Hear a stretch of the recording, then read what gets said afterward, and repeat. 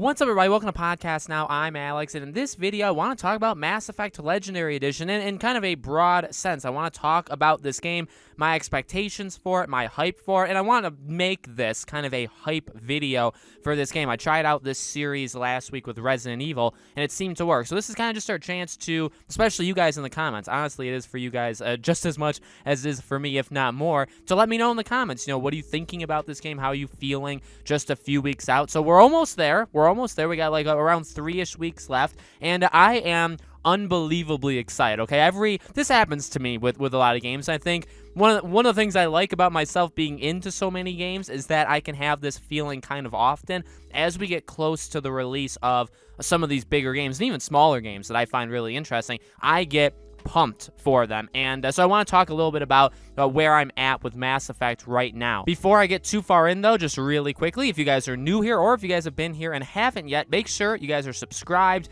Make sure you guys have the bell icon turned on. We're pushing for 50K subscribers. I think we can do it. We just need a lot of people that watch my content aren't actually subscribed, so make sure that you guys do. And while you're subscribing, check out my second channel. It's called Podcast Now Plus. Link for it's in the description, or of course you can just look it up on YouTube. We just cracked 3,000 subscribers over on that second channel, and I do a video a day over there, so just kind of additional content. All right, like I said, we talked about what makes Mass Effect so special to people, and that was kind of similar to what I want to talk about in this video. That's kind of it, right? To be able to replay two games, Mass Effect 2 and 3, that I love so much, and then be able to play Mass Effect 1 for the first time. I mean, what's hard to do, predictions videos for this, or predictions, even kind of topic for this, or even expectations, I would say, is that we know what we're getting. We know what we're getting in terms of the game. Like, we know what's going to happen in Mass Effect 1. We know what's going to happen in 2. We know what's going to happen in 3. We know what the missions are. There's not going to be any missions that kind of throw us off, that we're like, oh, we've never seen that before. I mean, it is, maybe if you didn't play a DLC, which I'll be honest, I actually did not play the DLC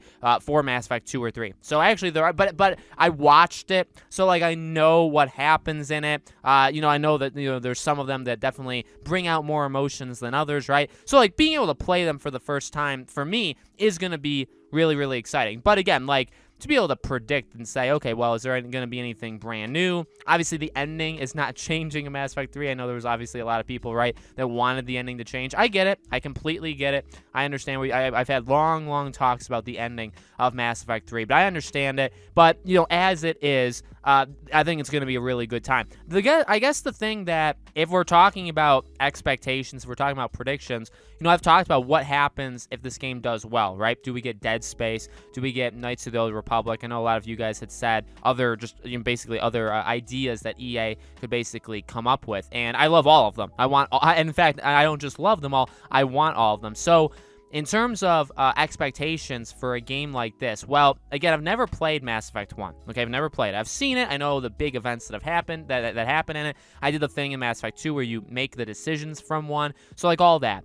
But being able to play 1 for the first time, but taking a step back, right? This is a remaster. But Mass Effect 1, they've talked about it quite often, that it's actually probably closer to a remake than a remaster. It is so massively upgraded, okay, from versus I would say the upgrades that they've given us for 2 and 3. So it's weird because normally, like, frame rate issues and loading and crashes and stuff like that, obviously, like, Cyberpunk taught us that they're a very big deal, if you didn't already know that. But in terms of, like, those kind of behind the scenes, like technology kind of I guess topics, I'm never too much into it. If the game runs poorly, as long as it doesn't, like, massively take me out of the game, I don't care as much. Again, like, there's been games that have really big examples of this that's a problem, but for a game like this, I'm actually going to be looking at it, I would say, from a technical side. I think you have to when it's a remaster, because we've played,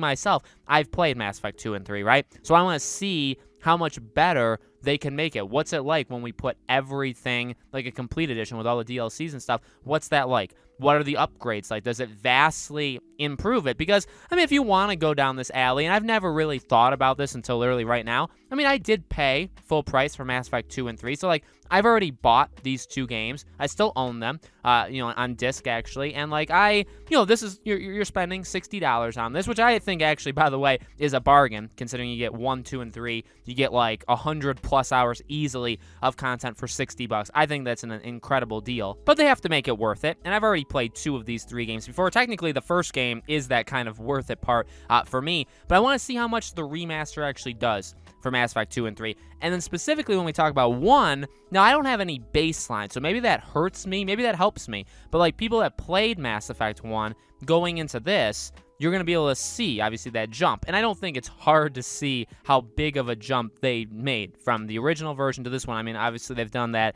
comparison video where it's night and day how much better it looks right now, right? It's just, for me, never having played 1, I'm kind of going in, like, just do whatever. You know what I mean? Give me whatever. It's going to look however good it looks, and hopefully I'm going to enjoy it, right? So again, like, in terms of my hype level, is at an all-time high. I'm going to play it in order. I don't think you should. I don't even know if it's worth saying that I'm going to play it in order, but obviously I'm going to play it in order. And I'm going to spend as much time with it, I hope, as I did originally. Like I said, in past videos, my stories with these is, like, this is a special game where I want to learn. And I've forgotten a lot of the lore, and a lot of the species, and a lot of that stuff. I've forgotten a lot of it, just because I don't really keep up to date too much on Mass Effect. I was looking to other channels for the Mass Effect, when the new Mass Effect trailer for the new game came out. There's all these hidden Easter eggs and stuff. I was looking to other people. I want to be the one that others look to, but I had to look to other people because I kind of forgot all this stuff. So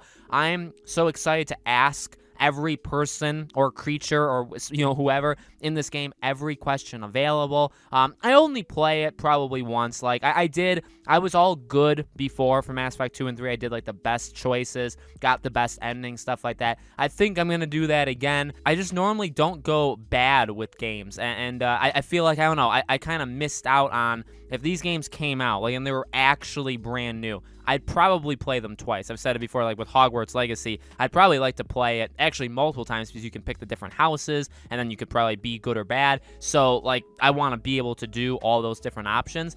I don't think I'll do that for Mass Effect. I think I'll just play them one time. Also, not because I don't like the game, also just because week before is Resident Evil. A couple weeks after, there's Knockout City, the EA game. There's Biomutant. There's Final Fantasy. There's Ratchet and Clank in June. So there's so many games to go through all 3 Mass Effects, which is, again, like 100+ hours, and then to do it more than once to get the other, because I already know the endings, right? So I guess just to do the dialogue and be the opposite. If you're good, be bad. If you're bad, be good.